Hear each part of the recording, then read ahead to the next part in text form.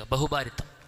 ഇപ്പോൾ ഒരു ഭർത്താവ് വേറൊരു സഹോദരിയെ ഒരുത്തിയെ കൂടെ കല്യാണം കഴിക്കുക എന്ന് പറഞ്ഞു കഴിഞ്ഞാൽ സ്വാഭാവികമായിക്കൊണ്ട് ഒരു ഭാര്യക്കതൊരിക്കലും മനസ്സുകൊണ്ട് അംഗീകരിക്കാൻ കഴിയുന്ന സംഗതി ആകൂല. അത് സ്വാഭാവികമായിക്കൊണ്ട് വരുന്നതാണ്. തൻ്റെ പ്രിയപ്പെട്ടവൻ മറ്റൊരുത്തിയുടേതാകുന്നു എന്ന് പറയുമ്പോഴുണ്ടാകുന്ന ഒരു പ്രകൃതിയിൽ വരുന്നൊരു ഇടങ്ങറുണ്ട്. അതിനെക്കുറിച്ചല്ല സംസാരിക്കുന്നത്. അവൾ പറയുകയാണ്, എന്താ അപ്പോൾ പടച്ചോൻ, എന്തൊക്കെ വിധിയുണ്ട്, ഇങ്ങനത്തെ ഒരു സംഗതി വെച്ചത് ഏതായാലും ശരിയായില്ല, ബഹുഭാരിത്വത്തിന് ലൈസൻസ് കൊടുത്തത് അതൊരിക്കലും ശരിയായില്ല എന്നാരെങ്കിലും പറയുന്നുണ്ടെങ്കിൽ ആ പറച്ചിലൂടെ നമ്മുടെ ഇസ്ലാം നഊദു ബില്ലാഹ് മുറിഞ്ഞു പോകുമെന്നാണ്. വളരെ ഗൗരവത്തിൽ നമ്മൾ കാണേണ്ട കാര്യമാണ്. ഇപ്പം ഹറാമുകളിൽ പെട്ടുപോകും സ്വാഭാവികം. നമ്മളൊക്കെ ചിലപ്പോൾ ഒരു പക്ഷേ എന്താകും, ഹറാമുകൾ അറിയാതെ ചിലപ്പോൾ എന്തെങ്കിലും പെട്ടുപോകുക സ്വാഭാവികം. മനുഷ്യനാണോ, തെറ്റുകൾ സംഭവിക്കും.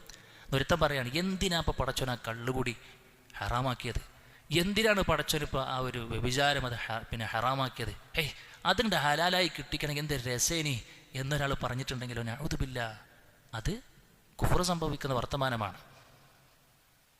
ഹറാം അനുവദനീയമായി കിട്ടണമെന്ന് ആഗ്രഹിക്കുക, അല്ലെങ്കിൽ ഇങ്ങനെ ഹറാമാക്കുന്നത് ശരിയായില്ല, എന്നിട്ടോ ഇവരിങ്ങനെ അതിനെ പേടിച്ചിട്ട് എന്താക്കുക, ഹറാമെന്ന് വിട്ടു നിൽക്കുന്നുണ്ട്, പക്ഷെ എൻ്റെ മനസ്സിലെന്താ ഉള്ളത്, ഹറാമെന്ന് വിട്ടു നിൽക്കുന്നുണ്ട്, പക്ഷെ മനസ്സിലെന്താ ഉള്ളത്, അതിനോട് പരിപൂർണമായിക്കൊണ്ട് വെറുപ്പ്. കള്ളുകൂട്ടി ഹറാമാക്കിയതിൽ ഭയങ്കര വെറുപ്പ്, വ്യഭിചാരം ഹറാമാക്കിയതിൽ പെരും വെറുപ്പ്, അല്ലേ, സ്ത്രീ പുറത്തിട്ട് കൊണ്ട് പുറത്തു പോകണമെന്ന് പറഞ്ഞതിൽ ഭയങ്കര വെറുപ്പ്, ഒരിക്കലും ശരിയല്ല എന്നങ്ങോട്ട് പറയാം. എന്നിട്ട് ഗന്ധ്യതരല്ലാതെ നാട്ടിൽ പിടിച്ചിട്ട് പറഞ്ഞിട്ട് പോകേണ്ട ഒരു കാര്യമല്ല എന്നാണ് അവിടെ പഠിപ്പിക്കുന്നത്.